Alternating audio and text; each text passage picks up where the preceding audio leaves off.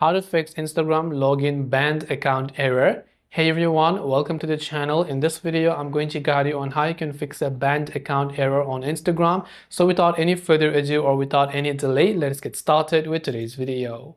If your Instagram account has been banned during the login process and it's been disabled for some time, what can you do to recover it?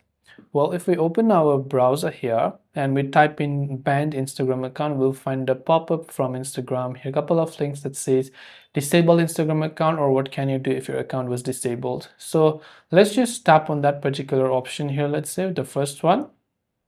The first is that if you think that your account was disabled by mistake, you may be able to ask us to review the decision by opening the app, entering a username and password, and following the on-screen instructions. So on the pop-up that you get where Instagram says that your account has been disabled, you'll be able to appeal that decision.